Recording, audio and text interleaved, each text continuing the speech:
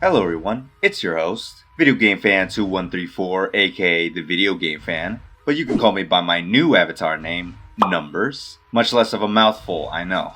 And in this video, I'll be talking about Perfect Cell, one of the most recognizable villains in Dragon Ball, and putting him up against the infamous fan-made villain Evil Goku, specifically his most popular variants made by the Redhead Henry. I thought this would be an appropriate matchup as 2022 will be the 30th anniversary of Imperfect Cell's first appearance within Weekly Shonen Jump magazine on February 11th, 1992. It's also the 20th anniversary of Evil Son Goku appearing on Newgrounds on July 22nd, 2002, the animation that inspired Red to create his fan-made Evil Goku series. Plus, I felt that having Perfect Cell face off against an evil version of the person he's most eager to fight would be an interesting battle. I'll specifically be using Perfect Cell from the original Toei anime version. For Evil Goku, I'll be using everything we know about him up until he meets Goku in the first installment. I will be scaling Evil Goku directly to the anime, as Red directly connects his story to the anime continuity.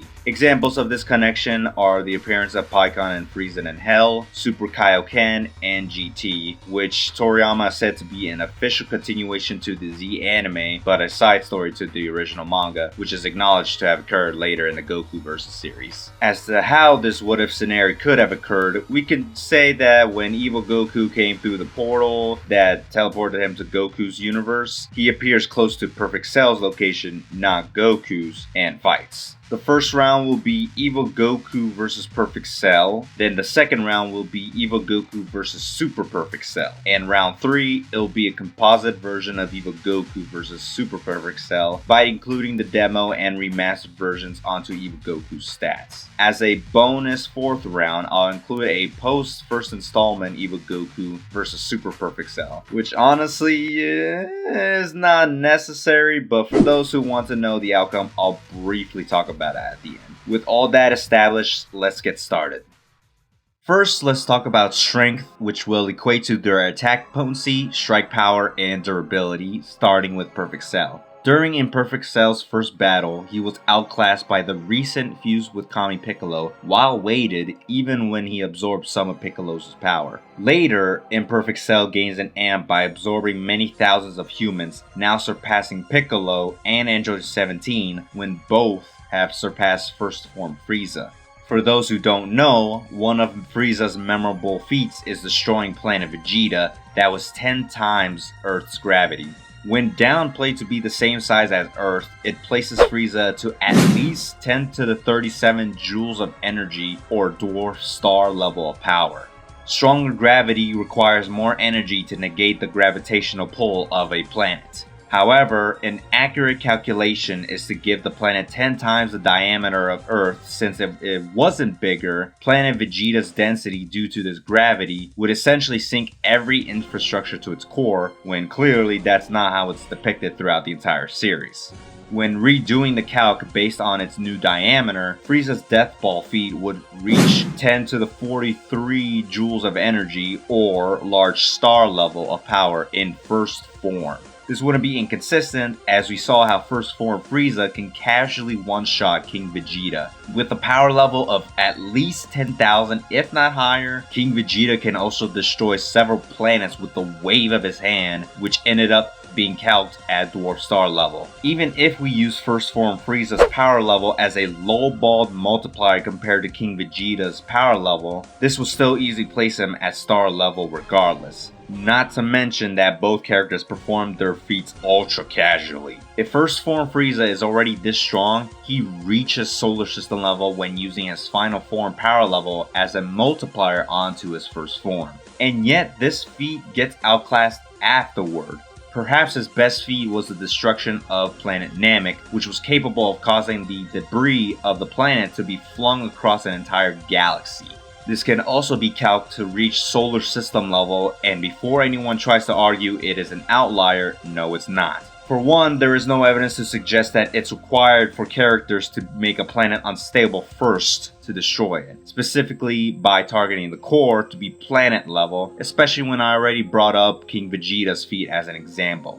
Secondly, to make this feat more ridiculous was that Frieza was only at 50% of his power that did this feat, let alone at 100%. Not only did Frieza say he held back to prevent getting hit by the explosion of planet Namek, but Goku also mentioned how he wanted to test his capabilities as a fighter since Frieza would never get another chance to face someone as strong as the legendary Super Saiyan Goku. Also, the calc focuses on the debris that scatter across the galaxy rather than destroying the said galaxy, as shown on screen. Regardless, highballing this feat would easily place 100% Final Four Frieza at multi-solar system level. Frieza soon becomes Mecha Frieza, and despite not at 100%, King Kai states that he could create a death ball 10 times stronger than what he used on Namek. The same Mecha Frieza that Android 17, Piccolo, and Imperfect Cell would surpass. Imperfect Cell would eventually achieve his semi-form and then his perfect form when previously he was getting bullied by Android 16, Vegeta, and Trunks.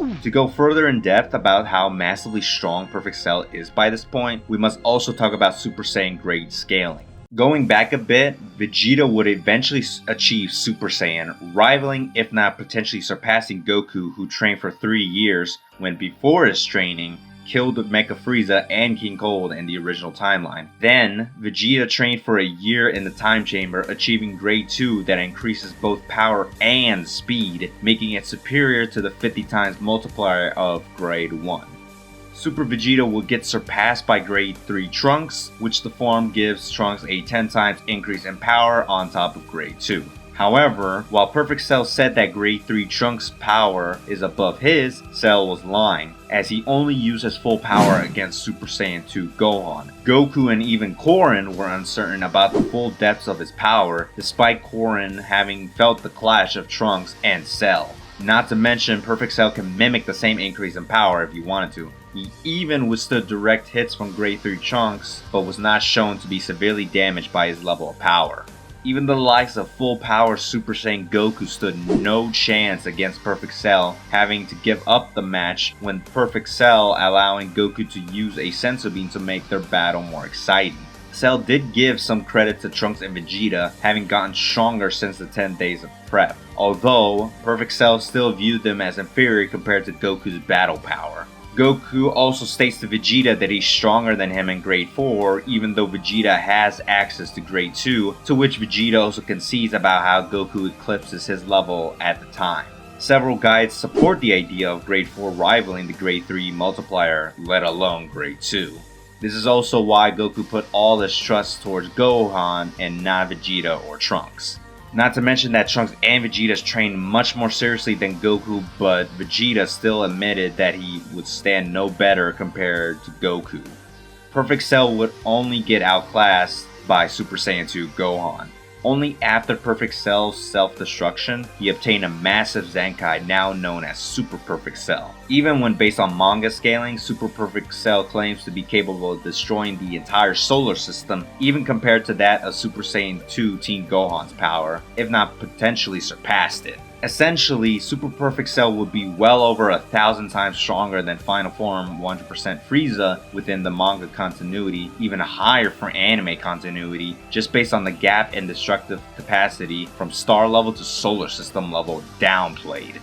Perfect Cell could be stronger due to Dragon Ball's cosmology, where the living universe is much larger than our real-life universe, with Earth residing in a solar system that could contain innumerable stars, which is inside a galaxy that's composed of innumerable nebulae or solar systems. Meaning Perfect Cell's destructive capacity could very well even be at multi-solar system level, but of a higher level than Frieza's Namek destruction feat.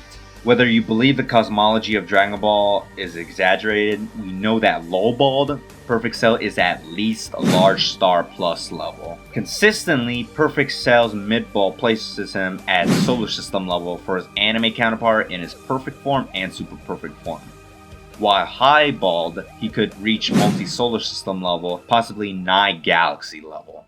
On the other side of this match, Evil Goku originated from a different universe with entirely different circumstances to that of our Goku. Unlike baby Goku, born with a mere power level of 2, Evil Goku was born with an unusually high power level, giving him an immense level of growth potential similar to that of Gohan in concept. Trained by evil Grandpa Gohan and evil Master Roshi, influenced by their corrupted teachings, this alternate Goku would turn into Evil Goku. Having surpassed all of his mentors, fighting the strongest fighters, he would eventually conquer Earth. Evil Goku would then travel across the universe, fighting several alien warriors, destroying planets, even killing his version of Frieza, King Vegeta, potentially his entire race, eventually achieving his Super Saiyan form.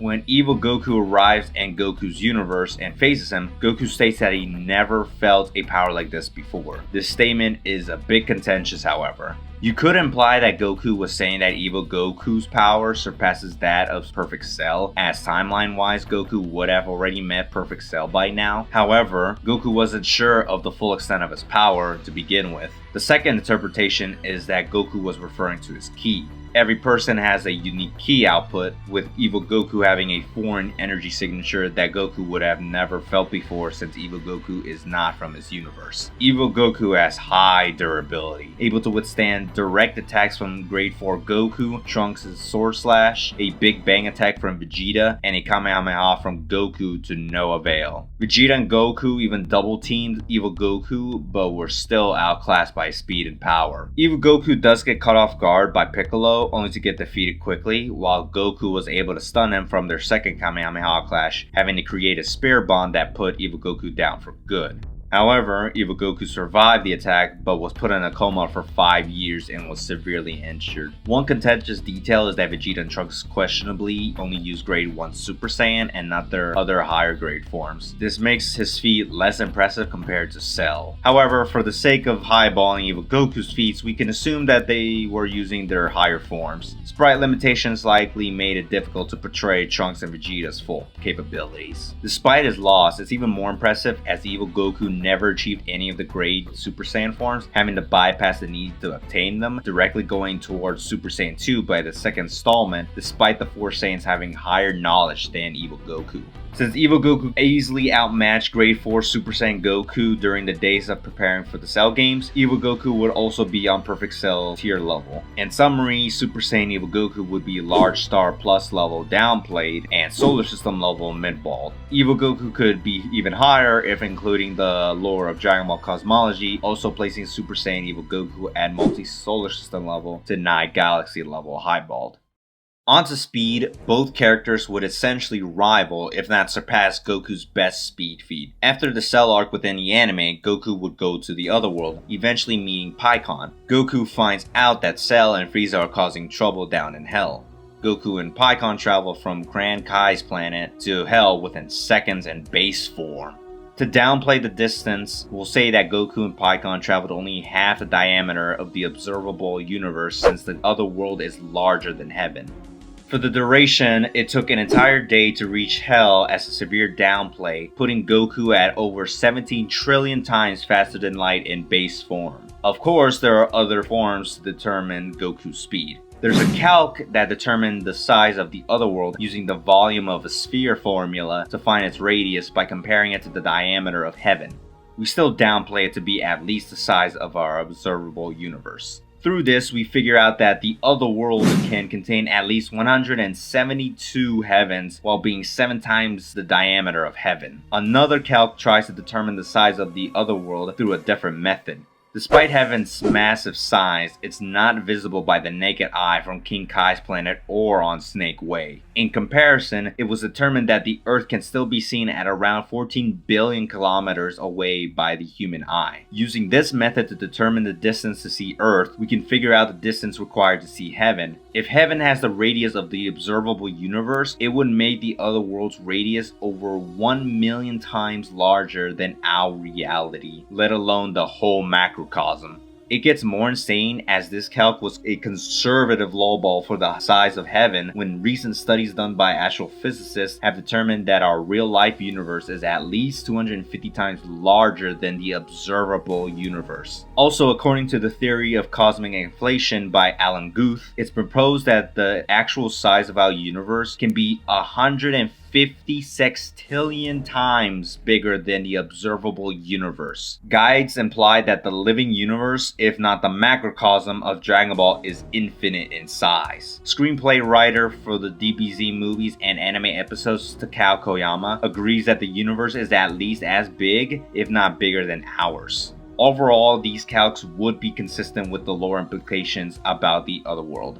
That being said, we can now highball Goku's speed to its absolute limits. By using the cosmic inflation theory, we can multiply the radius of the observable universe to represent the other world by 150 sextillions and divide the distance by 30 seconds instead of 1 day, then divide by the speed of light. Goku is 10 to the 39 or 7 duodecillion times faster than light. Now, not everyone supports the theory of cosmic inflation, and this method still assumes that the other world is as large as the mortal realm. We can still use the previously mentioned studies and calcs as an alternative. We replace the number 150 sextillions by 250 and the radius by the human eyesight calc. Then repeat our calculation process and conclude that Goku would still be well over 10 to the 25 or 26 septillion times faster than light. One way or another, whether through massive downplay or hyped up calculations, base Goku would be over 17 trillion to 7 duodecillion times faster than light, arguably infinite speed at max, because if lore implies that all realms are infinite size, then Goku would require infinite speed to reach a literal infinite distance. Remember, this is base Goku, let alone turning it into grade 4. With grade 1 giving a 50 times multiplier and grade 4 rivals grade 3's multiplier, which we'll downplay by saying it's only 10 times of grade 1 and not grade 2, Goku would gain a 500 times boost onto his speed. Finally, circling back, since both Perfect Cell and Super Saiyan 1 Evil Goku can outspeed grade 4's boost onto base Goku, that means that their speed would be anywhere from over 8 quadrillion to over 3 trillion times faster than light, or just infinite speed if including the realm's lore. And yes, their travel speed does correlate to their combat and reaction speed, for those who aren't aware of how it works within the Dragon Ball verse regarding the speed topic.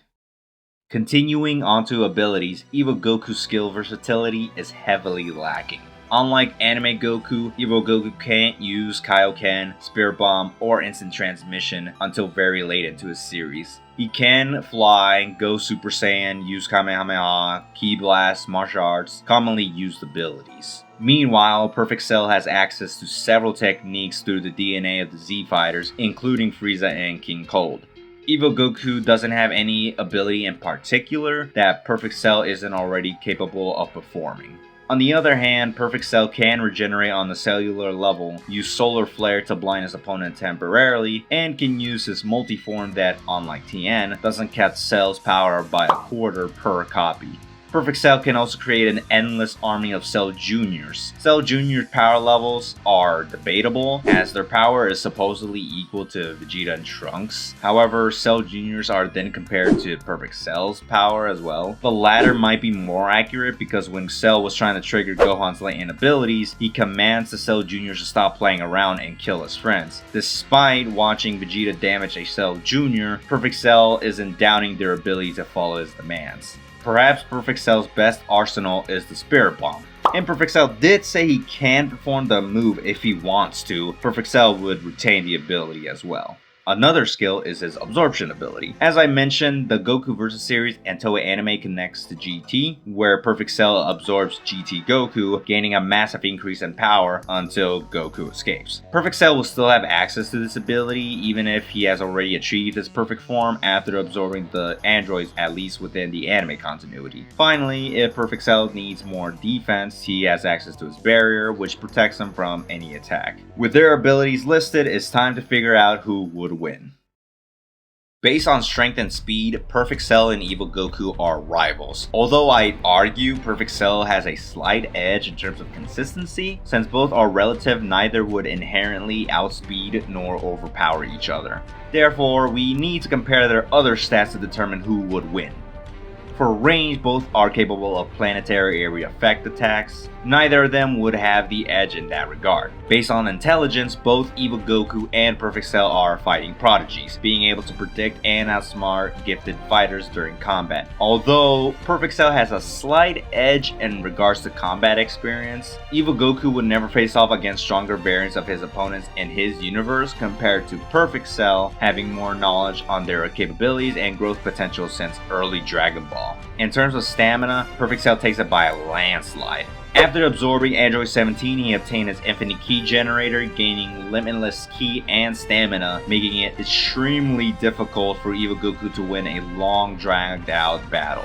Finally, in terms of abilities, Cell has an overwhelming advantage. Evil Goku will get hard countered by a Spirit Bomb. Some would argue that Cell wouldn't have the time to create one, but given that Goku can create one with no issue, Cell can do the same by blinding him or distracting him enough through his clones or Cell Juniors. Also, if the Cell Juniors do rival Perfect Cell's full power, then Evil Goku would get overwhelmed, especially since they also have access to his abilities. Even if we say Cell Juniors are not allowed in this fight, Cell can still create 3 clones of himself and still ragdoll Evil Goku. Perfect Cell could also tire him out just enough and absorb him, as Evil Goku has no absorption resistance and would not be strong enough to overpower his ability. Also, with his barrier required to be twice as strong as his opponent to negate any attack, then Evil Goku would struggle to bypass his defense, with Perfect Cell able to spam the ability due to his infinite ki. In character, Cell would probably be intrigued that Evil Goku exists and would still take this opportunity to test his prowess. Although, Evil Goku would not care about Cell at all. He would probably instantly try to kill him.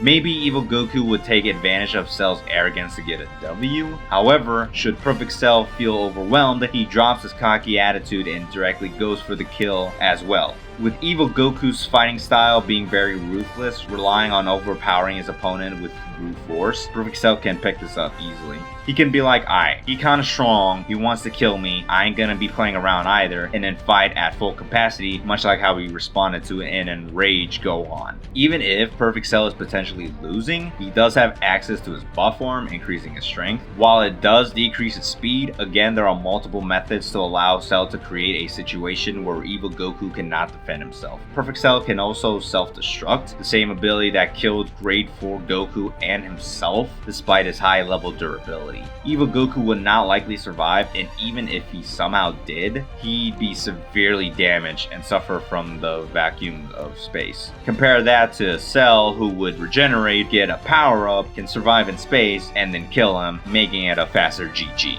Narrative-wise, Perfect Cell also has the edge. Naturally, Goku wouldn't know anything about an evil version of himself to be the strongest enemy he has ever encountered. However, their first fight is supposed to have occurred before the Cell games, yet the other fighters were still shocked by his full power, despite all of them knowing how strong he should be from fighting Evil Goku. This implies that Goku was still holding back his true powers against Evil Goku, only revealing his true capabilities when facing Perfect Cell rather than his evil doppelganger. It's okay if you don't agree with my interpretation, but it's worth acknowledging as a possibility after Evil Goku's defeat. Overall, Perfect Cell would come out on top. With his infinite stamina, ki, vast moveset, and rivaling both speed and power, he would have just enough to work with to overpower Evil Goku. It would only go further to his advantage when including his super perfect form. Now, in terms of a composite Evil Goku, by including remastered Evil Goku doesn't change his stats, with the only thing he gets from it is a Saiyan tail. Although he could theoretically achieve the Golden Grade 8 form, Super Saiyan 4, or Wrathful State through his tail, we know that Evil Goku is not aware that such form exists until much later on. Plus, there is no proof that Evil Goku has them within his arsenal to begin with.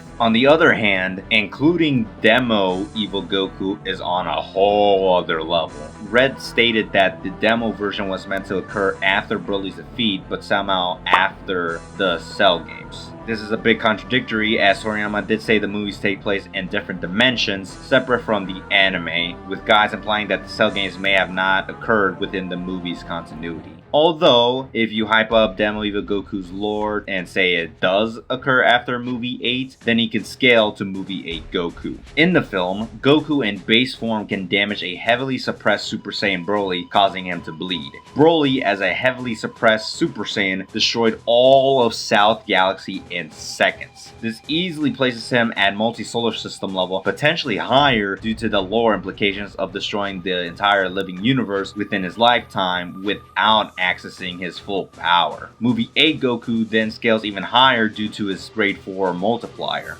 With Demo Evil Goku in base and Super Saiyan, grade 1 can scale to, if not higher than post movie 8 Goku, he would naturally have a higher attack potency than his canonical counterpart, especially if it's a composited version. If Evil Goku was rivaling Super Perfect Cell's highball attack potency, then including Demo Evil Goku's scaling would easily outclass Super Perfect Cell's durability by a large margin. This would also negate pretty much all of Cell's win conditions, with Evil Goku's attack potency being enough to win, basically. It would very much be like how Gohan curb stomped Cell through his sheer power. Composite Evil Goku would just be much more brutal with his given personality. In conclusion, for round 1, the victor goes to Perfect Cell, with round 2 only being an even worse stomp in Super Perfect Cell's favor. For round 3, I give it to Composite Evil Goku due to his higher attack potency would very likely eclipse Super Perfect Cell, pretty much making it most if not all of its advantages irrelevant, especially if Super Perfect Cell's higher scaling is inferior to Composite Evil Goku's lowballed scaling. Lastly, as I promised, the bonus 4th round would ultimately go to Evil Goku with no difficulty. It's pretty simple to understand, but not only would Evil Goku learn to abuse his Saiyan biology to gain Zenkais, but he also obtains Super Saiyan 2 and 3. He can rival Goku that, while inferior, is still relative to the level of power he possessed during the Buu saga. The same power that Perfect Cell said Kid Buu gave Super Saiyan 3 Goku a harder time than him.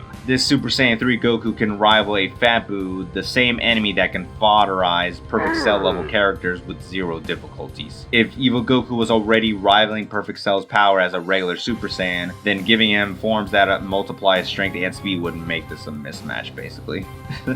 So yes, second installment Evil Goku and Beyond would just murder Perfect Cell. Shocker. Anyways, that is pretty much it. I hope you enjoyed this what if matchup. Massive credit to Chuck the Cybercuck and Super Saiyan Ryu. They created some of the calcs that I use in this video. This is just a fun little side passion project. I wanted to pay tribute to the 2 series I grew up watching. If you're interested, check out the entire Evil Goku series on the Redhead Henry's channel. This is also a shout out to the power scaling community that got me into these discussions. I might do more of these in the future, perhaps on other franchises, but until then, that's all I got for you. I'll see you guys next time. Peace out.